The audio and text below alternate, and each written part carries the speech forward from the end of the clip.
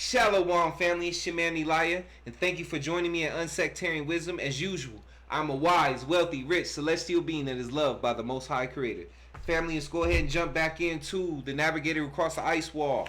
Chapter 4, The Human Reset. Alright, let's go ahead and jump back in. On a clear night, we could see in the distance different lights that went from east to west, illuminating the way, and our hopes in a mild but very dark night. Butler observed the group that was stupefied by such beauty. It was a giant and silent city. It seemed an electric world out of a book by Thomas Brown.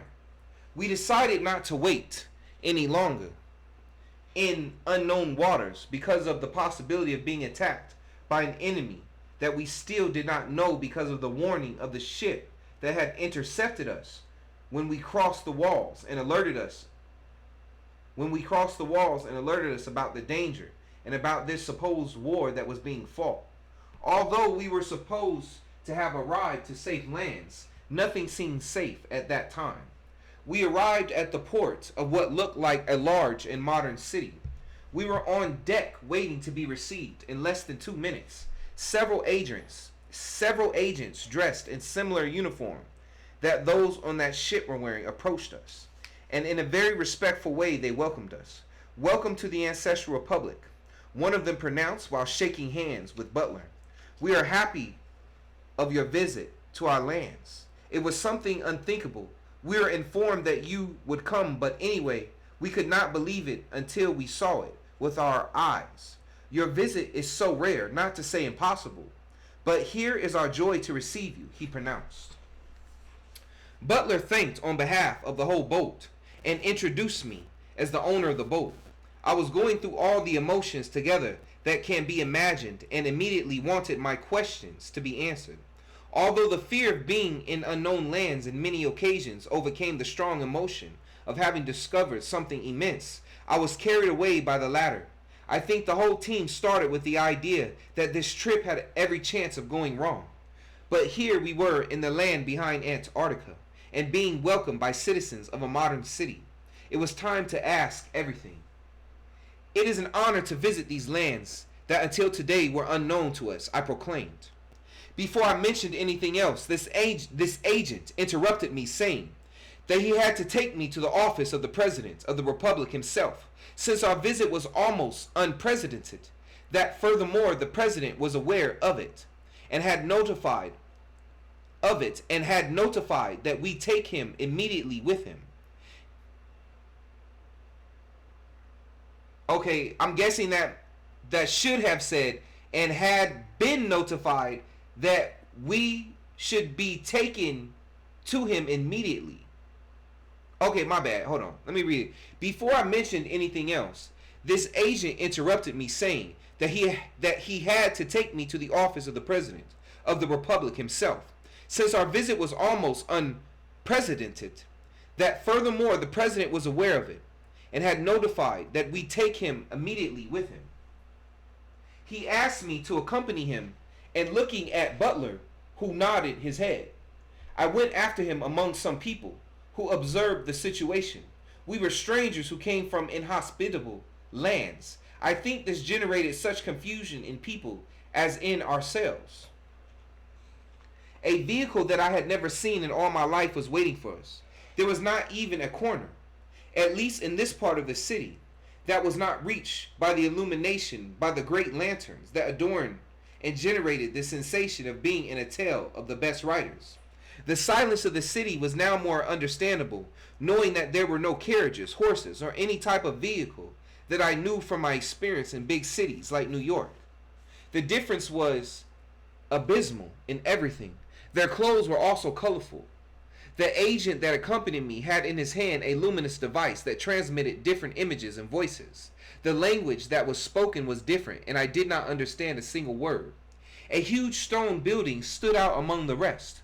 With large and clear letters, it said Presidential Office, Rebirth, and the flag of his country was highlighted by a perfect illumination. The blue circle in the center seemed to stand out. When we arrived, I followed the agent until we entered this immense building.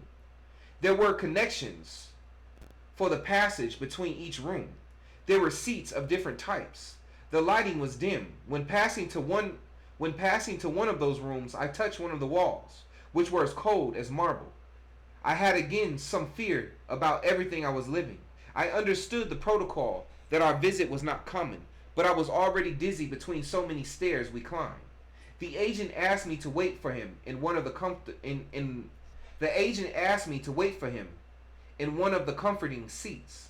The truth is that I could have waited there for hours. The comfort of those were indescribable. A tall man with a mustache came out to greet me. "So you are William Morris from the United States of America?" he asked. "That's right," I answered. This gentleman shook me tightly by the hand, commenting that he was sorry to receive me in one of the worst situations experienced in that republic. In fact, he commented as follows: "My name is Fael. I am sorry that you have arrived in these times we are going through. It would have been totally different, your visit and our reception in normal situations. You will know how to understand now when I put it in context." I had so much confusion and questions that I could not say a single word. "You see, Mr. Morris, the situation is extreme, and there are moments of tension. This war was usually seen from afar, and now we are a part of it. I should explain many points for you to understand, but I will have to be limited because I have many men selling at this time, and they need valuable information." I nodded my head as if pretending to understand everything, only to give way to the story, hence some answers that could place me in situation. "Maybe you don't fully understand it yet, but we are a part of what we could call the old humanity. I mean, we are not part of the last reboot process. Do you understand me? I would have every desire to be able to say that I understand, but the truth is that I am lost in all this.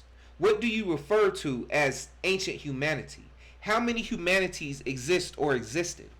There were many humanities in different times, as well as there were many resets or reboots. This happens every certain time already stipulated, or it is done before that date for external reasons. I mean, in a way intentionally created before reaching that time. As far as we know, here in reality, it always happens this way, since the natural way is also carried out by manipulating the environment where you come from. What is this human reset? The reboot is a process they carry out in their lands to annihilate every human being, leaving only their newborn babies, to repopulate those lands and carry out the same process over and over again. The reasons for the reboot, according to our information, is carried out when something gets out of the control of those who rule on the other side of the ice walls. The factors can be several, and they do not doubt it. Believe me, the knowledge of other lands can lead to a reset. It could be by pests, floods, fires, plagues, wars, missiles, or war bombs they call asteroids. Or it could be all that together. It doesn't matter how. The fact that we have escaped before is reason enough of a threat for them not to want us breathing. Do you understand me now, William? My head was spinning. I felt dizzy and thought I would fall there in front of this Mr. Fael. While I understood the situation, I could not believe that all that was happening in the lands where I was born. I sat up in a hurry and started to sweat cold. I understand your feeling, William. I wanted to go straight to the raw history so you can understand the situation. Understand the situation. There is much more to know, but you will learn it with the days in your stay here. Although these lands are considered out of the conflict, nothing and no one is out of the conflict in these days.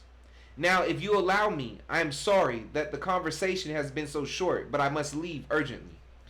He shook my hand again and rushed back into a room. The agent next to me looked me in the eyes, as if he understood my pain for the lands I was leaving behind. It was a before and after. I could not believe that all this was happening. We returned to my boat, where I had many things to tell the group. Butler was not there. Butler was not there. I gathered everyone and told them the situation and how little I understood of everything I had experienced in President Fael's office. The group was more stunned than me. They began to question me that I should have asked this or that, but with a confused mind immersed in the darkness of the story told, it becomes difficult to even breathe. We were all in a crisis of not having anything clear. I began to ask where Butler had gone. They told me that he had left the boat as soon as I left with the agent. We do not know where he was going. Again, we lost Butler, but now in unknown lands. We were silent, pensive. All this was going around in my head. The old humanity, the death of all of us intentionally. Who could carry out all these macabre plans? And with what intention? When all this came to my mind, a deafening sound suddenly invaded from the skies, and an explosion made us lie on the ground. The earth shook and the water shook our ship as if it were made of paper. Everything exploded around us. Our eyes were wide open, and we did not understand what was happening. We ran to the deck and saw the worst war landscape that anyone could observe. Not even in our times of war we lived something similar. Everything was destroyed. People screamed in the streets. An alarm sound was activated. Who knows where? But it was heard throughout the city. A voice tried to calm people down, but it was too late. They had reached the Ancestral Republic. Man, okay. Alright, family. I guess things are getting good. Alright, okay. That's the end of that chapter. So, family, without further ado, I will catch you next time. I'm your man, Elijah. Thank you for joining me at Unsectarian Wisdom. And as usual, I'm a wise, wealthy, rich, celestial being that is loved by the Most High Creator. I'll catch you later, family. Be blessed. Shalom. Oh, man. I didn't even put up the, hold on. Before I leave, I didn't even put it. Man, it was already up, yo. Look at me. I didn't even have the book up in the corner. Look at me messing up. Look at me messing up. See? Being, look. I'm not about to re-record this thing just because I didn't put that up in the corner. So, just letting y'all know. But anyway, it's there. It looks pretty. This is the book we read. That's what we just read out of. I'll catch you next time, family. Be blessed.